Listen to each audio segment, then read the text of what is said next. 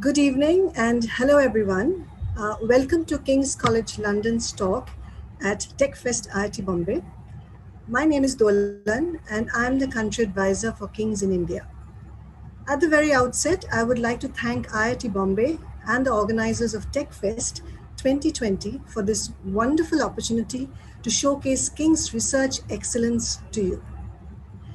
In today's event, we have acclaimed Professor Misha Dohler's talk on King's engineering pioneering work on 5G and the Internet of Skills. After his lecture, we have Dr. Vasilis Friderikos, reader at the Institute of Telecommunications at King's College London, for a question and answer session with you. He is here to respond to any questions that you may have related to the talk by Misha. After Misha's talk and Vasilis's question and answer, I will give you some insight into how to choose universities while giving you glimpses of the opportunities at King's. Once my presentation is over, please feel free to ask me questions as well. So let me introduce Misha Dohler to you. Misha is the Chair Professor of Wireless Communications at King's College London, driving cross-disciplinary research and innovation in technology, sciences and arts. He is a fellow of the IEEE, the Royal Academy of Engineering, the Royal Society of Arts, the Institution of Engineering and Technology, that's IIT, and a distinguished member of Harvard Square Leaders Excellence. He is a serial entrepreneur with 5 companies, composer and pianist with 5 albums on Spotify or iTunes, and fluent in 6 languages. He acts as policy advisor on issues related to digital, skills, and education. He has had ample coverage by national and international press and media. In this talk, Professor Misha Dohler introduces one of the many pioneering works conducted at King's College London. Notably, he introduces a novel internet, the Internet of Skills, which allows transmitting skills through the internet. Pioneered at King's, it is hoped to democratize skills the very same way as the internet has democratized information. He speaks about the technology challenges which needed to be overcome, but also about the first exciting applications conducted. Last but not the least, he introduces King's as a university and London as an amazing city to thrive in. Presenting Misha Dohler.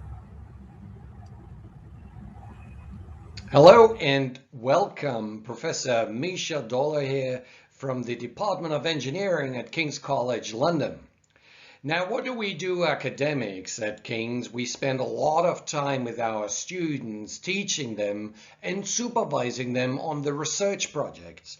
But we also do a lot of research ourselves, and what I thought of doing today is give you a little glimpse of the research I'm personally doing. Now, there's so much more in our department. Feel free just to browse the website and understand what my colleagues are doing as well. Now, the work I'm doing is really focusing on the next generation internet, and the inspiration came around 2014 to me, where I realized that actually we had built already 3 internets before. We built the fixed internet, which is connecting all the computers with Ethernet cables. After that, we built the mobile internet, which allowed us to have 2G, then 3G, 4G, and now even 5G, and that will go on most likely to 6G and so on. Now, after the mobile internet, we started to build a things internet, so the Internet of Things that it is known. And what we do there is we are really connecting all the sensors and actuators in the world, and we are thinking of trillions of devices to be connected to the internet over the coming years. But it became very apparent that, we needed a new internet. And I thought, what is the thing we have not connected yet? And that was skills. So if you think about it, you're not able to transmit physical skills today. You're able to transmit a video and audio like I do with you right now, but you're not able to actually repair an engine through the internet or teach somebody how to paint. I can't teach anybody how to play the piano. So the question I asked back then and posed to my team is, Could we build an internet which allows us to transmit skills remotely? And I thought if this is up and running one day, that would enable fantastic societal use cases. We could have doctors perform operations remotely. We could have, disadvantaged areas being taught by the best in the world and always involving haptic signals. And I gave it a name. I called it the Internet of Skills. And I thought once up and running, that internet will democratize skills the very same way as the internet has democratized information. So let me present you that journey we went through so you start to understand our methodology, our thinking, and the outputs. Of course, if you join us at King's at some point, we can show you all that equipment in situ. So the first thing we kind of observed is that actually we are building already something which is empowering machines, and we call that Industry 4.0. So you see a manufacturing hall here where you have sensors and actuators connected in real time, and they are informing cloud processing units to take the optimum decisions for the robotic arms to move and assemble possibly a car which has been personalized just to you. And that is important. We need Industry 4.0. We need more efficiency and effective in the industry and manufacturing space. But at the same time, we shouldn't forget about humans. We shouldn't forget about you and me, about our skills. What are we really good at? Could we transmit that, whether that is piano, repairing things, teaching things? So I went on the quest to build essentially that internet. And what we realized very quickly that one of the biggest challenges is really to transmit skills remotely. And transmitting skills means you need to transmit touch, but also kinesthetic muscle movement. So when there's an action, you want to have a reaction, and you want that reaction to come back to you as you have essentially performed the action. I'll give you an example. Imagine you're doing remote surgery. So the surgeon is starting to cut remotely and essentially would like to have the feedback of what he or she is cutting in real time. Because if that information doesn't come back, he or she may cut something wrongly, which could have fatal consequences. So therefore, the signal of action and reaction needs to form a closed loop, which has to be done within 1 to 10 milliseconds, no matter where you are on the planet. And that was our biggest challenge. And I'm going to talk you through some of the challenges we encountered on the way. So as I said, challenge number one is really latency, or delay sometimes as it is known. It is really the time it takes for my signal to travel to my destination and essentially come back. Now I've shown you different boxes here, and each of these boxes, these squared boxes, is 10 milliseconds. And our reference is really that 10 millisecond window, which is what we need from a human cortex point of view, from a robotic stability point of view. So signals should actually circulate and close that loop within these 10 milliseconds. Now, let's look what's happening in reality. So if we look at, for instance, a connection between London and Los Angeles, and I work quite a bit with LA. So what is happening from the latency? Well, you have three constituents today. And one of them is the application delay, the other is the networking, and then we have the speed of light. So let's start with the green boxes. So it takes time for your video and audio to be compressed or to be encrypted, and then you receive it on the other end, and you need to decrypt it, and then you need to decompress it again until you can consume that. That latency is anything in the order between 60 and 140 milliseconds. So this is really, really large. Then we have the networking delay, the yellow boxes, and that is all about routers and switches being overloaded in the metropolitan areas. To get out of London, it takes quite a bit of time, and to get into Los Angeles, again, it takes time because often the switches there at metropolitan area are totally overloaded. And then the third one, really annoying, we have speed of light, and that's something we really can't do anything about it. I went actually to the physics department at King's and asked, is there something we could do about it?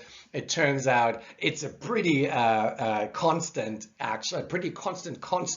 in the physics world. So how do we go about this? Well, this is a talk about another 2 hours, but let me show that through some simple arrows here. So you have essentially one thing we can see is that we have no compression going on.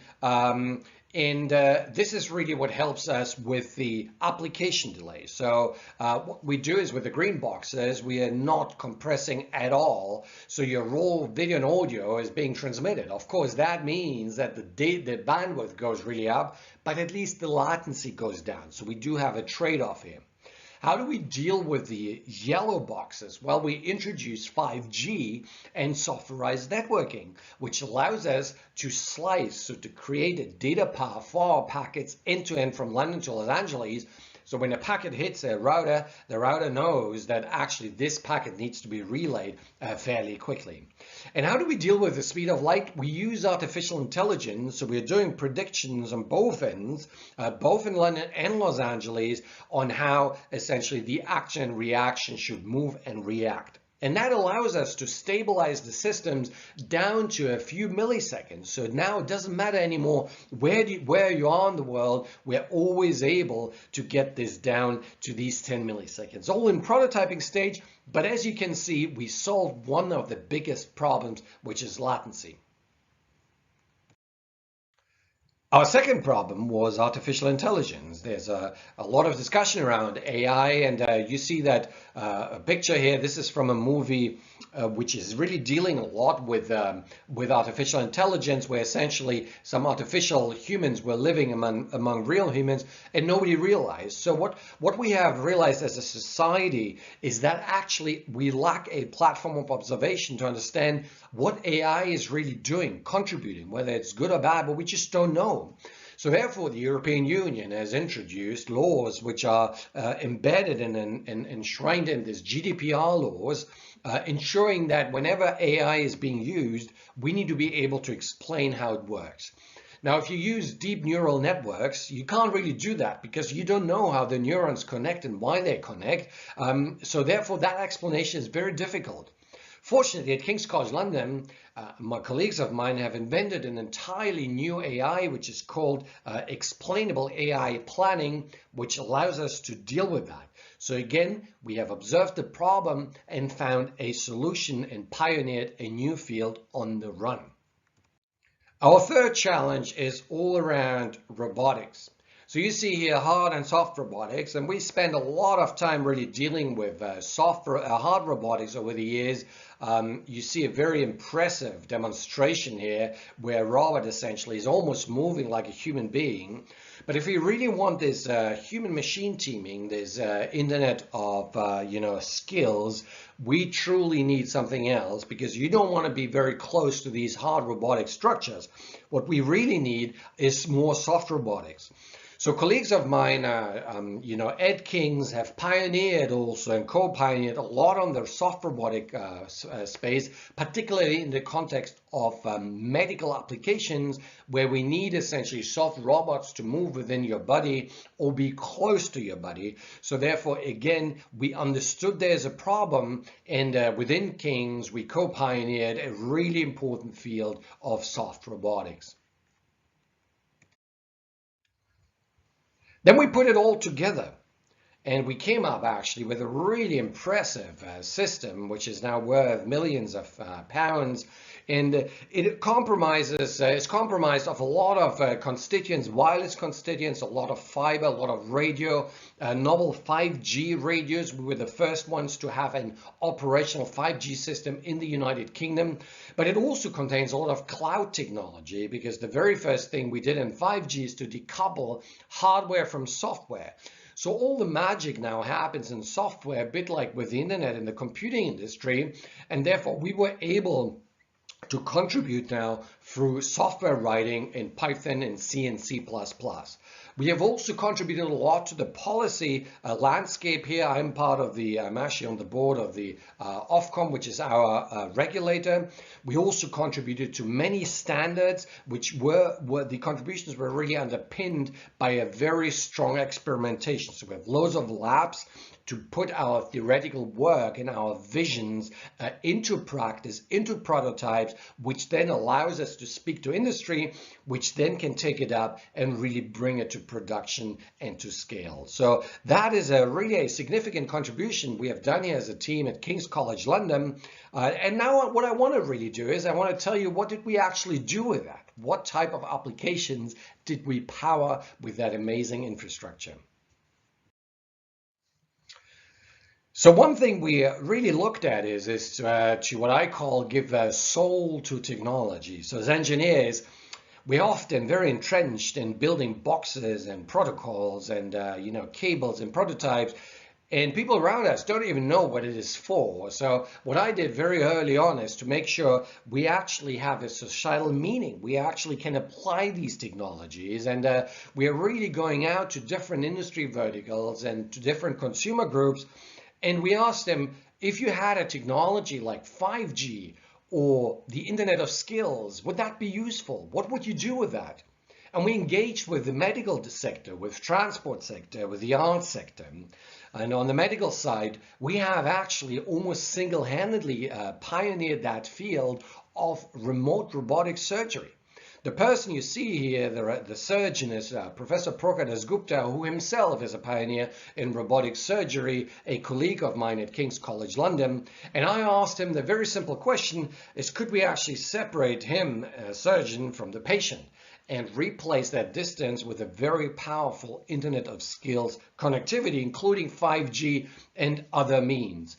And he got very excited about this. He saw a lot of applications, including him being able to help operations somewhere else in the world, or even him operating from the North London hospital where he lives into a South London hospital where all his patients are, so he doesn't have to commute in London anymore. So therefore, we worked on this quite a lot. We also worked with transport. So a colleague of mine, Dr. Mahmoudi, worked a lot on the drone technology, asking the question, could we control a drone remotely? And the answer is yes. We have sliced a drone control using EE's network from London in the United States, using Verizon's network all the way back until the drone was controlled. So you can look at many applications here. Imagine there's a landslide, people need medicine, need food, and rather than having drone pilots fly to the crisis area, you can actually have them operate the drones remotely from anywhere in the world. So suddenly you're opening up a Pandora box of amazing applications you can do here with that Internet of Skills technology. Let me give you some more specific examples. So one thing I was very excited by was to really deal with, DJing technology. And the person you've seen before here is Peter Gold, and he was essentially DJing in a club called Avalon, where he had a crowd in front of him in Los Angeles, and then we would transmit the signal through a holographic transmission, as you can see here, in a club in West Hollywood. And his challenge now was to essentially DJ to two crowds, one in front of him, one physically separated. And this is where I realized that this Internet of Skills actually is enabling a totally new form of reality, which goes beyond virtual reality or augmented reality or mixed reality. It's really synchronized reality, because you're synchronizing different physical fields and areas in the world. So I think, this low latency Internet of Skills application will allow us to power an entirely new internet and an engagement, which I call the synchronized reality. What else did we do? Well, we work with big artists. In the UK, we have quite a few of them. And the person you see here is Rob Del Naja. He's one of the founders and lead singers of Massive Attack, quite a big band here in the UK and globally. And he's also an artist. He's a spray painter, very creative, really person. He had a great coverage by Wired the other day. You can read up on that. And what you can see is a robot which we have been using to help essentially Rob create new art forms. And the questions we're trying to answer is, could we use low latency Internet of Skills technology to allow for co-painting, have maybe machine paint with Rob, or have other people join in, or use edge cloud technology to do a lot of the processing needed to help with this art generation. So this is one of the really exciting applications we're doing right now in that Internet of Skills space. a very personal application, which is really related to a concert I've given. So, the notion of remote music performances is actually quite old, but what always has been suggested to be used is fiber. And fiber is very expensive if you want to rent it for yourself, or pretty useless if you just use the general internet. So we have pioneered this notion of using 5G Internet of Skills technology to have a real-time concert, right? And what you see here is me playing the piano in Berlin under the Brandenburger Tor, and I'm playing a piece by rock band Kiss. It's called "I Was Made for Loving You," a very lovely piece. And I did a cover on another cover on that by Maria Mena. And I was playing that. And on the other hand, you see this young lady here, and she's singing in the Guildhall in London. So that young lady is a very talented singer, and she often sings in the Royal Opera House, and also sang with Madonna on her new album Madame X, so on 2 songs there. And I'm showing off here because actually she's also my daughter. So she's my older daughter, Noah, and we said, hey, Noah, let's give 5G technology some soul. And you're going to be singing the Guildhall, which is, UK's oldest entertainment venue, and I'll be playing in Berlin. Can we make it happen? So my team assembled that, and we had the performance, and it was so emotional because I was able to connect to Noah in real time. It was as if she was with me, actually with me in the audience, and it was so emotional that I really tried not to cry during my own performance.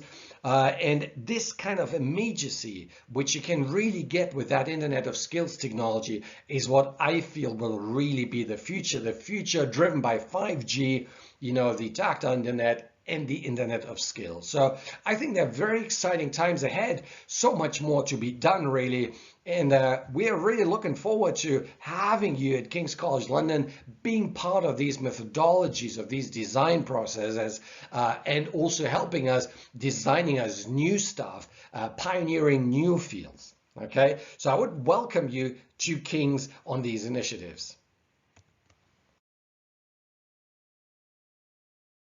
I would like to really show you a little bit a summary about King's College itself. We are, if you look at the rankings, we are ranked really well, given, there are 30,000 universities globally. So really one of the top universities in the world. And this is really driven by our research pedigree, because we have pioneered and co-pioneered a lot of fields across, wide disciplines, medicine, arts, humanities, computer science, as well as engineering. And we have contributed over the last years for some of the big names in science and engineering. Just look at that list. Maxwell, James Clerk Maxwell, who invented the equations you're probably familiar with by now, they were invented actually at King's College London. Yeah, and they are underpinning everything digital. No Maxwell, no internet, as simple as that. So therefore, Maxwell really played an instrumental role in underpinning everything we're doing today, and he worked at King's College in London. We also have Daniel. Daniel was a chemist, and he invented the very first, constant current battery. No Daniel, no iPhone, no smartphone in general, because we wouldn't be able to charge these phones, as at that time we only knew about a different type of storage of energy. So he really pioneered this field. We had Wheatstone, who helped us with a lot with the telegraph and the circuitry we're doing. Appleton, a lot around broadcasting, and Clark around satellites, specifically the geosynchronous satellites. So a lot of stuff has happened over the last centuries in King's. We're one of the oldest universities, and we are very proud being part of this university, very proud to contributing this pioneering knowledge. And who knows, maybe one of us, maybe one of you will be one of on this type of list in 100 or 200 years time. So come to King's, be part of this amazing journey. Last but not least, this is where we are. It's not only about education. It's not only about, research. We are also in an amazing location, central London. And this is the view from our offices. We look down into the Somerset House, which is quite well-known arts venue, but also, if you're a fan of James Bond, quite a few James Bond films were filmed there. And in the background, you see the House of Parliament with Big Ben. You see the London Eye, so great views here, also on River Thames. Currently, because of the COVID crisis, it's all a little bit calm, but we hope that life will return in full, and we'd love to have you at King's College, and I think you would love King's. You'd love the student community, the international flair, and you would love London as a hub for finance, culture, innovation, and everything engineering. Thank you.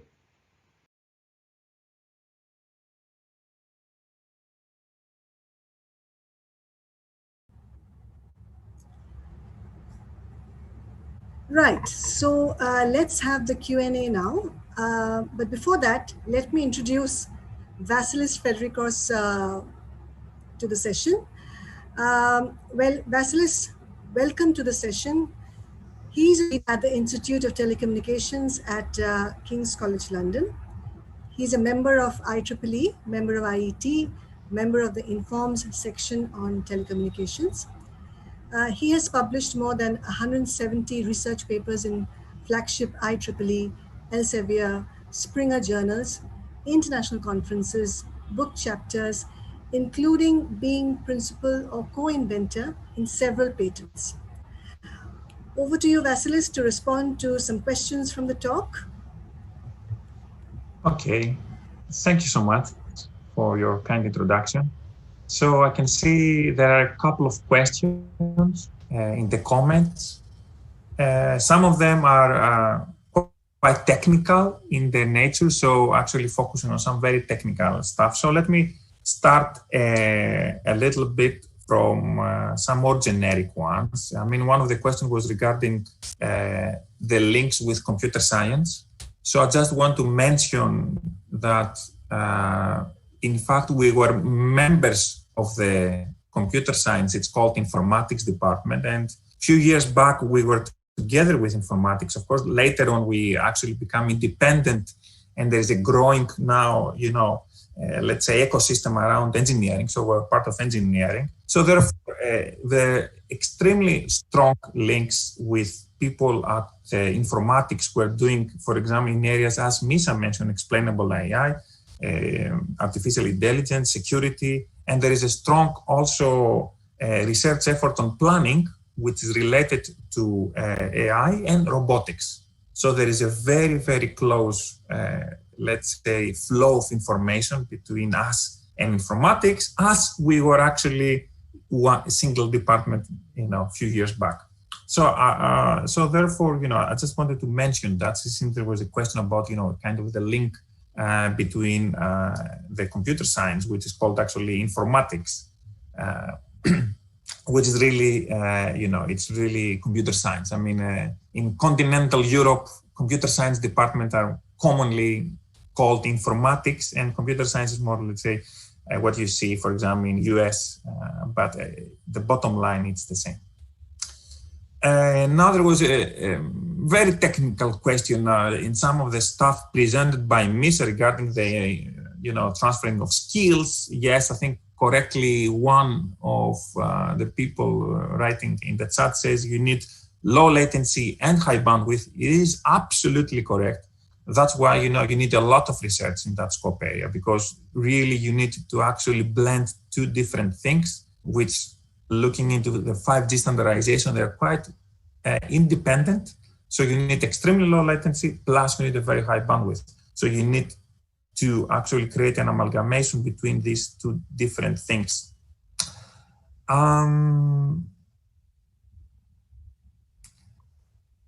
I can just see now, just popping up another comment about 5G in space. Okay, yes, there is actually within 3GPP, there is a section about satellite communications and 5G. So how you can actually, let's say, interconnect these two networks, because you can do a loose connection, but that might not be optimal. However, people are actually looking at how you can actually combine these networks, so you can actually increase the performance. However, I have to say this is not something at the moment we are looking at. Okay, so we are not. It's not something we have been looking at, especially how we can actually make the so-called link with a satellite communication. Okay.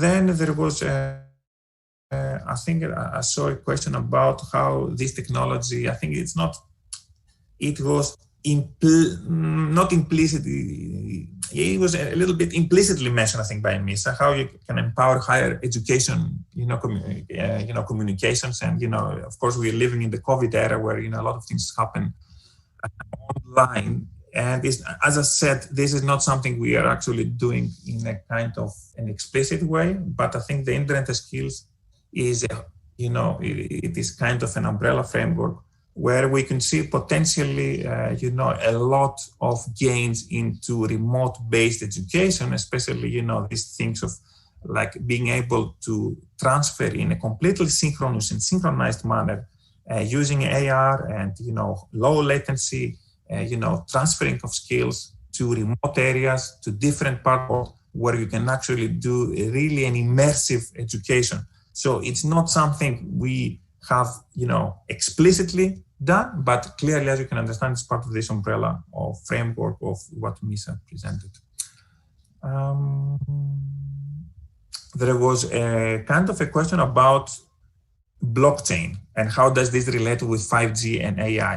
Actually, as I said, I think this links back to my previous comment. There is research coming from informatics department about blockchain, and I think there is a couple of PhD students that are working on blockchain and the relationship with the 5G and communication networks.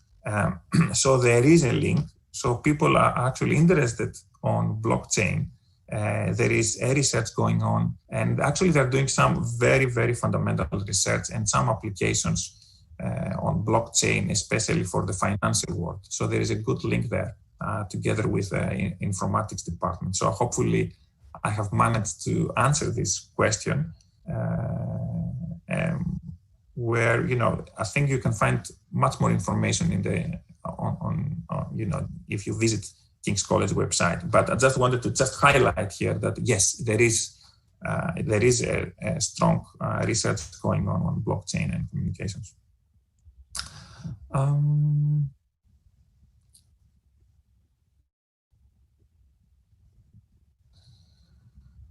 No, I don't know if I'm missing something.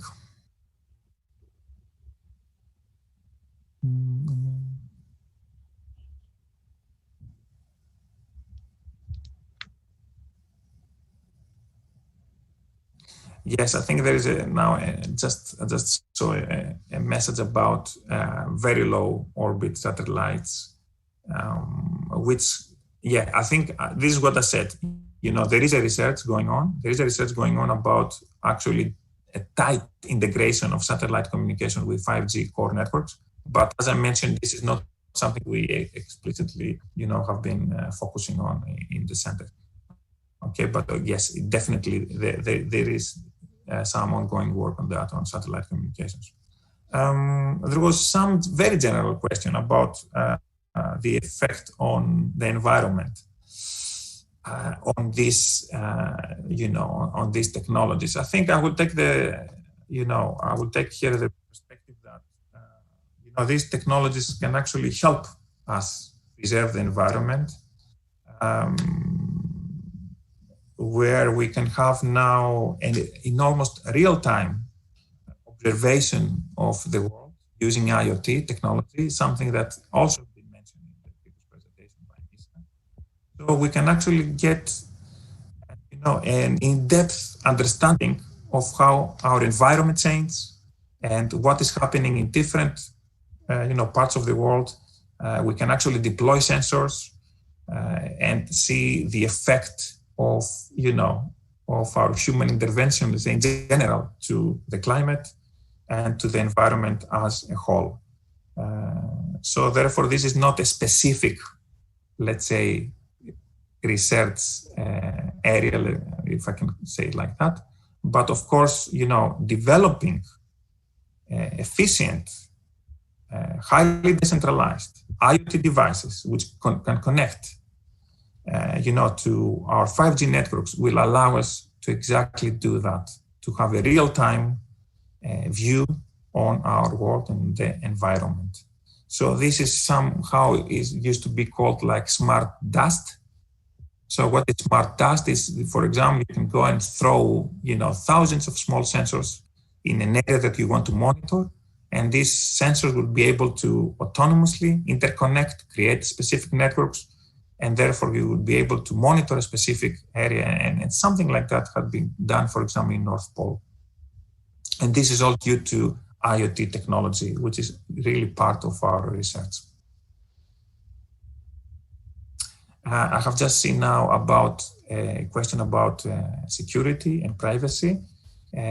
Yes, there is research on security and privacy. I think this links back to my first comment, so I don't want to sound like a broken record repeating the same thing. It's like, yes, there is research on security. There is strong research work on security from informatics. As I said, because we have this, links with informatics, as we were part of informatics.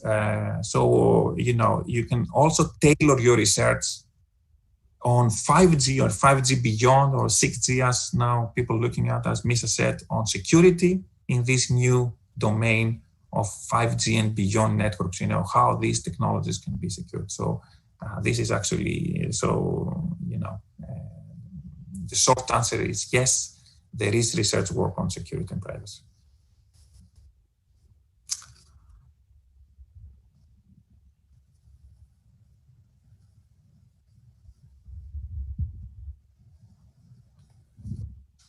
I can see a question which I'm not really understand exactly the question about utilization of 5G setup. Maybe it requires a little bit better explanation about this question, because I cannot understand exactly what the question is about.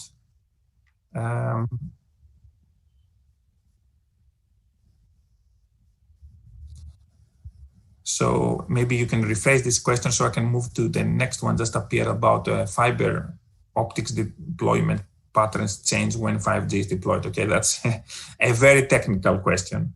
This is a very technical question. Actually, the core network of 5G will be very much fiber-based. So therefore, if you're an operator, like for example here in UK, like Vodafone, for example, that means that the effect of the very high data rates on your edge network, what we call, the RAT, the radio access technology, with 5G, will definitely have an effect on the backbone, right, on the core and the backbone network. So, short answer again to this question is yes.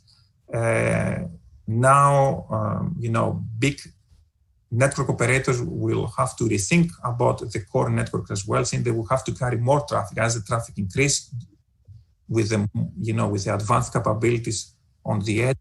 There would be a rethinking about the core and the backbone network, right? However, just a small parenthesis here, typically network providers are always what historically they have been doing. They're always, a few years ahead of the demand by doing over provisioning. And I think they will continue to do that.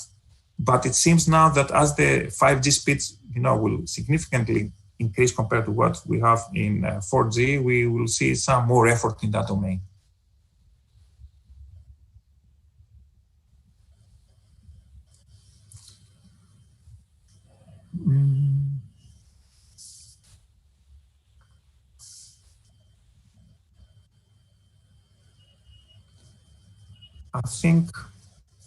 I don't know how we are doing in terms of time, Dolan.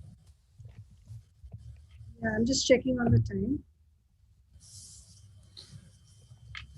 Do we have any Well, more I questions? hope I have managed to answer, the majority of the questions to the best of my degree.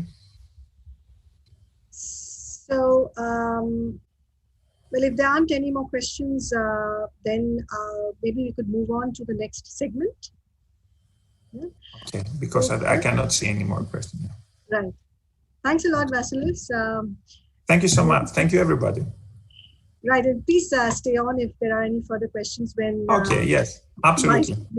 Maybe you can be helpful in that. Okay, great. Absolutely.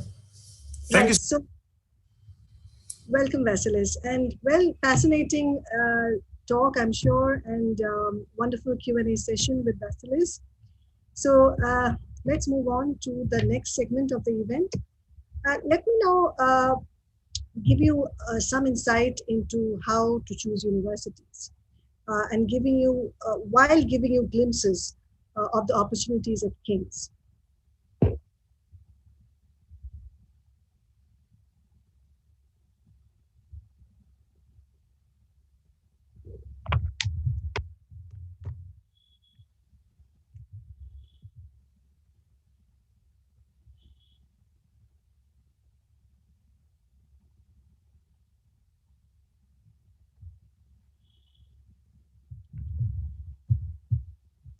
Right, I hope you can all see my screen.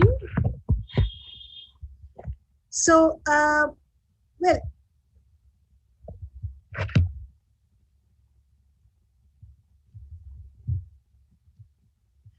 right, so there are so many universities to choose from. So how do you cut through the noise and make the best possible choices? So when you are shortlisting your universities, try to figure out answers to several questions like, what is the heritage of the university? Try to get a sense of the tradition or the prestige. Who are the alumni? Maybe what's the location of the university? What research is happening? And what is the quality of that research? So with King's, it was founded by King George IV way back in 1829. Hence, we were called King's College London. We are 190 years plus old. We've had a proud heritage as King's professors have played a major part in the 19th century science and in extending higher education to women and working men through evening classes.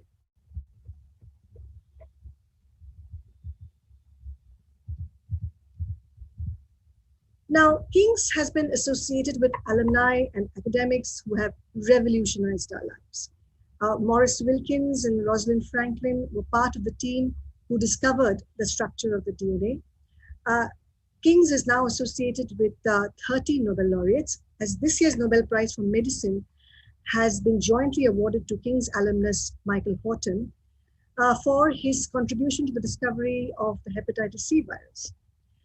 Now, the first picture here is of Professor Peter Higgs. He's a physics alumnus and won a Nobel Prize for physics in 2013 for Higgs boson, or the famous God particle. You have already heard about Maxwell, Daniel, and Wheatstone through Misha's talk. Now, we are good at play as well. So we have produced world-class sportspersons and Olympic medalists like Dina Asher-Smith, who is the fastest British woman in recorded history. Now, an important aspect to consider is the location of the university. So as an international student, it is really important to be close to all the important resources that one needs. For example, access to off-campus research resources and libraries, access to networking events of the city, access to internships, to part-time jobs maybe, and even full-time jobs, and other career resources and opportunities. So this is where King's is located, right in the middle of London. And it is, I feel, one of the best located universities in the world because at King's, all the resources are right at its doorstep. We regularly have high-profile visitors to our campuses like Hillary Clinton, ex-Australian Prime Minister Julia Gillard, members of the royal family, chairman of banks, economists like Raghuram Rajan. We've had Kiran Mazumdar-Shaw of Biocon, who recently was part of our webinar talk series. We've had CEOs of companies like ASUS, Rolls-Royce, the head of London office of Google, giving guest lectures to our students, interacting and networking with them. We've even had an astronaut, Tim Peake, speaking to our students from the International Space Station a couple of years back. Now, all of you will be familiar with the London Eye. So we are very close to the London Eye. If you see the red boxes, they are King's campuses, our libraries or hospitals of King's. So we have 5 campuses. Although in the picture, the campuses are looking really spread out, they're actually all within walking distance or short bus rides. The numbered blue boxes are institutions of importance. So from the image, you get a sense that we're literally surrounded by the very best that London has to offer to the world. So it's not just proximity, but we also have connections with quite a few of these institutions. And London, of course, is one amazing city. It is UK's hub for everything. And it has been voted the best student city in the world, not once, but twice. Let me give you a slightly closer view of at least one of our campuses and 2 buildings, in fact. So this is our Strand campus, where law, social sciences, arts and humanities, computer science, and engineering are taught.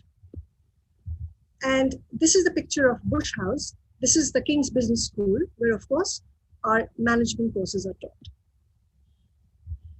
Now, a very important aspect to consider is the university's research excellence. See, King's is part of the Russell Group. Now, being a member of the Russell Group helps King's attract good amount of funding, which is invested in research, in the latest facilities and in technology. So this in turn attracts the best academics from around the world to come to King's to do their research and to teach the students. So you have high quality learning experience as they teach from their research or from the books that they may have written. You will find students all over the world follow some of the books written by King's academics. You saw an excellent example of our cutting edge research in 5G through Misha's talk. Now, there are several interesting researches going on, which you can read about in our website. So you can read about how King's has developed a brick called a thermogalvanic brick that generates electricity as long as 2 faces of the brick are at different temperatures. You can also read about how artificial intelligence is a double-edged sword and how widespread machine learning systems have become in our society and the consequences of the rise of algorithmic power. You can also read about how King's has discovered a new liver cell, which could make liver transplants redundant.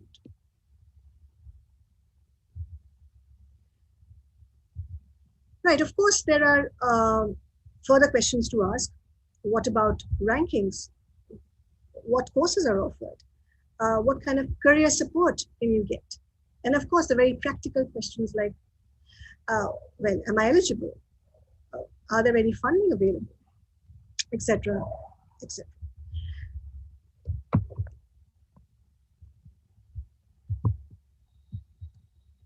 Right. So Indian students, I would say, tend to really focus on rankings, which is not the ideal thing to do. I would say that rankings is only one way of just getting a sense where the university stands globally or in the country. So rankings does not always give the overall picture, and you have to dig deeper to understand what a particular university is all about. For example, the IIT Bombay. So the IIT Bombay is ranked 172 by QS 2020 rankings. However, the entrance examination to get into the IITs is the 4th toughest examination in the world. Hence, the ranking is definitely not revealing that it has possibly the best collection of techie brains in the world under one roof. So King's has good rankings. It is currently top 31, top 7, top 31 in the world, top 7 in the UK, and top 3 in London. Again, this is as per QS World University Ranking. So it kind of gives a sense that King's is possibly a good university to study in. Of course, I think one of the most important considerations is to see what is the course that is being offered by the university, or what are the courses that are there. Now, one university can have several related courses or specializations within a subject area. Don't only go by the title of the course. Delve deeper into the modules and read their description as well. See the strength of the faculty, see the profiles of the research are, and so on. So at King's, we have 9 faculties, but we'll focus today only on the Faculty of Natural and Mathematical Sciences. So why do students choose to study here at this faculty? Well, we count 6 Nobel laureates among our former staff and students. We have internationally renowned academic staff in fields of cosmology, nanotechnology, and the interface between physics and biology. 90% of our research is classed as world-leading or internationally excellent. The faculty is forward-thinking.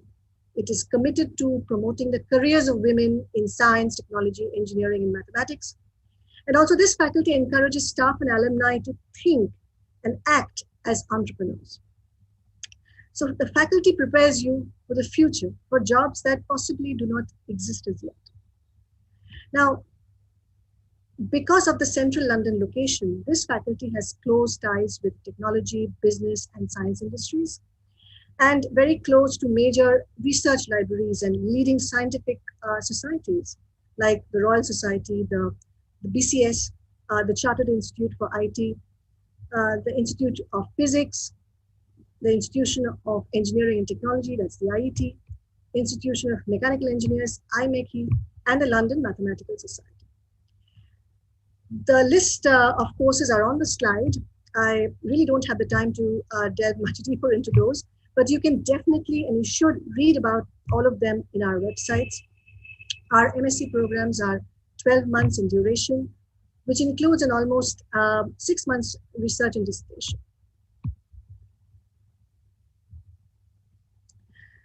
So we also provide extensive support for career and employability. See, London is the UK's hub for technology and finance and everything in between. So our Careers and Employability Center comprehensively helps you in your search for internships and jobs, from assisting with honing your skills and profile, understanding careers, or identifying the right companies, maybe writing up your CV, help with applications, interviews, and so on. Well, more than 1,000 career events are advertised by our careers department, with networking events, annual career fairs. There's a science and technology career fair. There are employer presentations, and there are quite a few of them. I mean, we have almost 270 employer presentations throughout the year. So this October, we are having, 73 career events with 47 employer events. There will be webinars, which will include sessions with Goldman Sachs, Deloitte, Google, and Microsoft. And wherever you may be, you can access online careers guidance 24/7. There are also several courses and activities which you can do to hone your profile. Maybe improve your team working skills or communication skills. These could be really crucial to get jobs after the course. We also encourage entrepreneurial ventures by students, which receive huge investments from top businessmen. For example, Richard Branson invested in one such venture.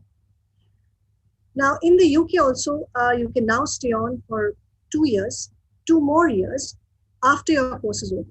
So even if you go for a 1-year program, which our MSc programs are all 1 year, you can stay on for 2 more years after the course is over. Now, as a result of these opportunities, we are one of the top 20 most targeted universities in the UK by employers, and King's graduates get the 2nd highest salaries in the UK. And there are some more stats as well, which you can have a look. So where entry criteria is concerned, we look at the overall score achieved in the degree. So there is no entrance test, no GRE, no GMAT.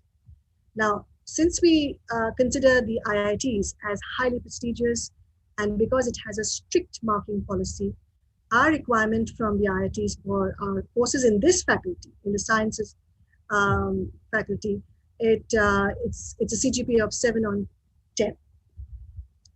Now, the English language test is compulsory. We accept either the IELTS or the TOEFL or the PTE, and we ask for specific scores from the English test.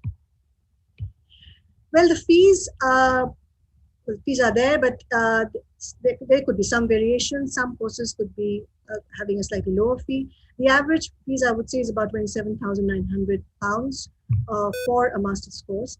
And it's a one-year course, so it's for the year. And the living expenses would be about £1,250 per month. Now, there could be scholarships, but scholarships could be of different kinds. For example, if King's is offering a scholarship, then it could be for certain courses only. It could be the amount of funding that is available will vary. It could be from £1,000 to £17,000. That is what we saw for 2020. I'm really not sure what's going to happen in 2021 because the scholarship information is still not available. And of course, there are lots of external scholarships, so government scholarships or funding given by scholarship bodies and so on. So those tend to be, quite big scholarships, and of course, quite competitive as well. And of course, there are deadlines for every scholarship application, so you need to be mindful of those. So finally, my last thoughts are that don't just go by the name of the university. Start researching universities early. You need to do a lot of research and see if the university is a perfect match for you. Don't choose a university just because your friend has gone there. It should be right for you. Right, so in case you have questions beyond the session, please feel to write to us at india@kcl.ac.uk. That's our India office email ID. And you can also connect with us on Unibuddy. So Unibuddy is our online chat portal. You can chat with current students, with academics, with staff. So I'm also there. Great. So that is it really from me. Thank you very much. And well, I would be happy to take some questions from you.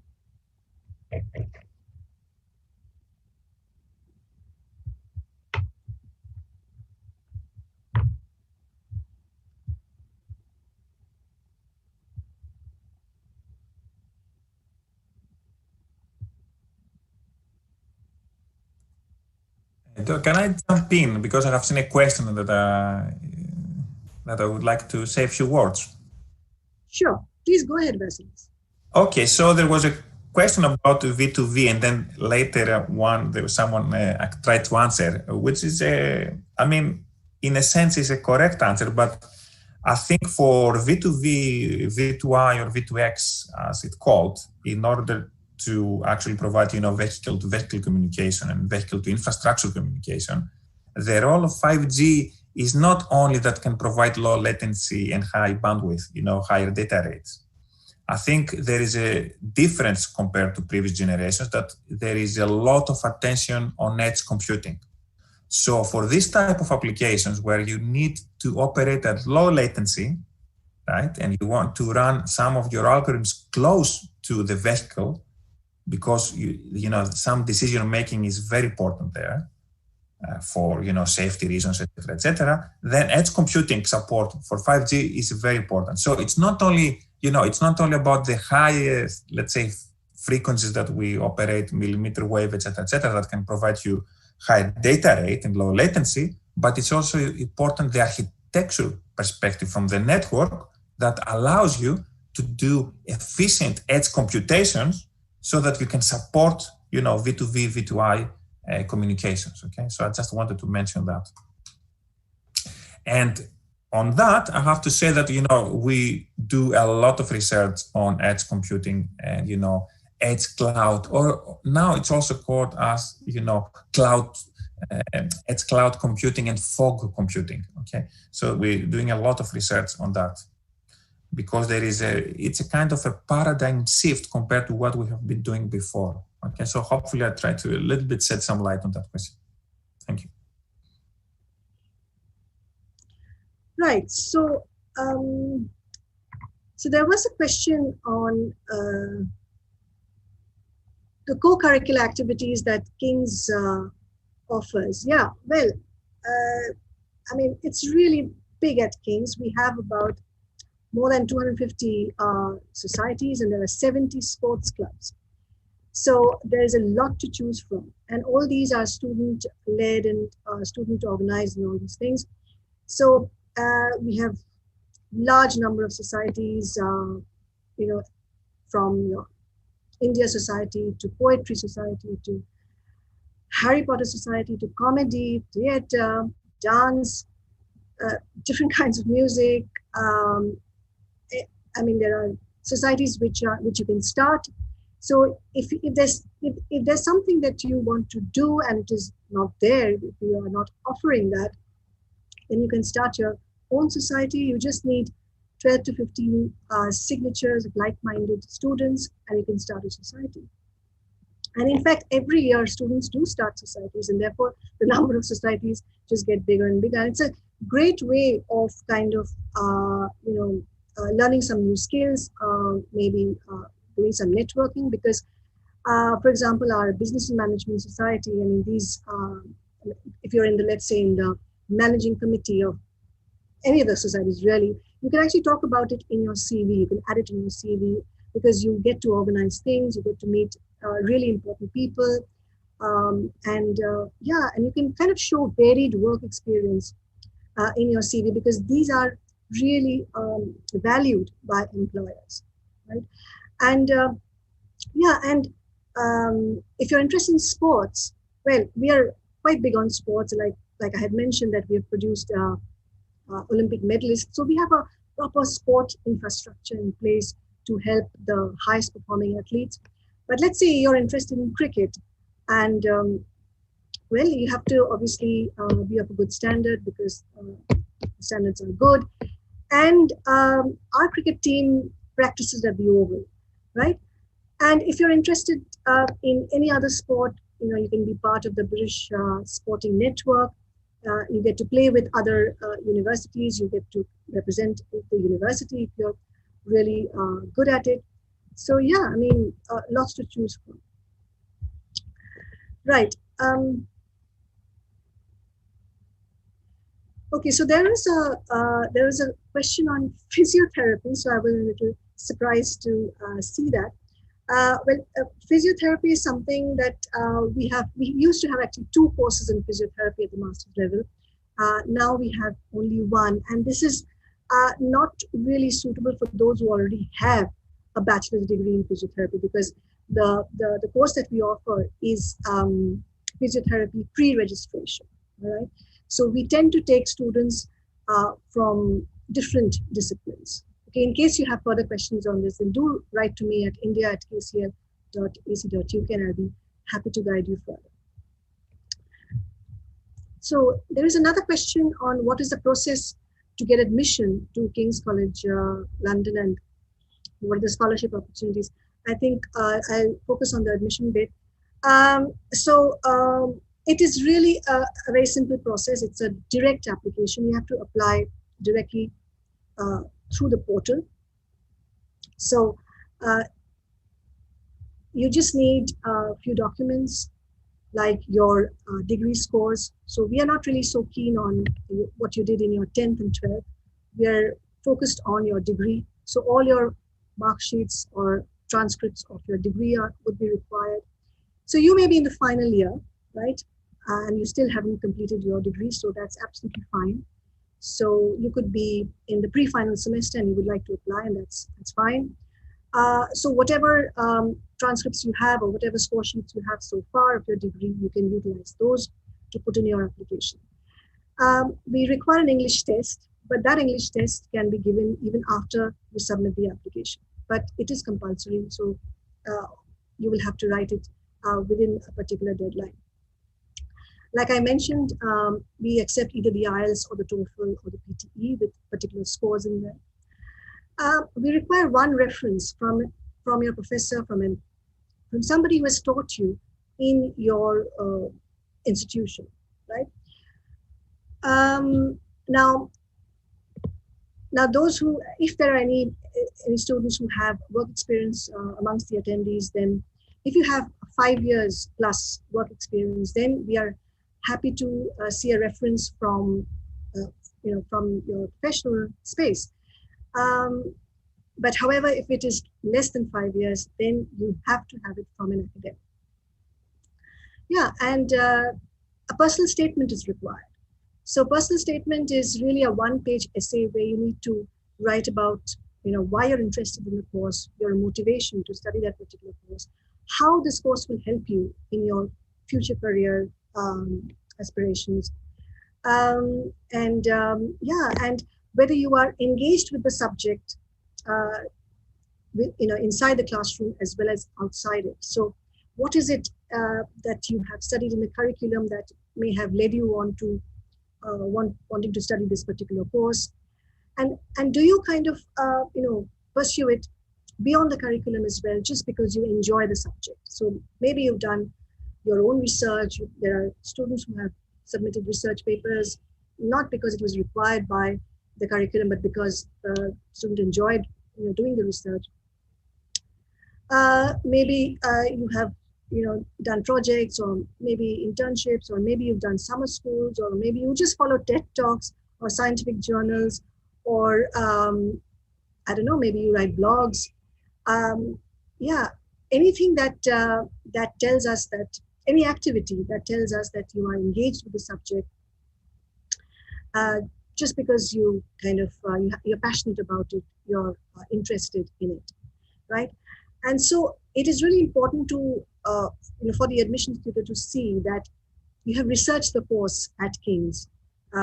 Therefore, do go through the course details very carefully, the modules and the descriptions and all that, so that we get a sense that you're absolutely kind of clear that this course is going to help you in your future endeavors, right?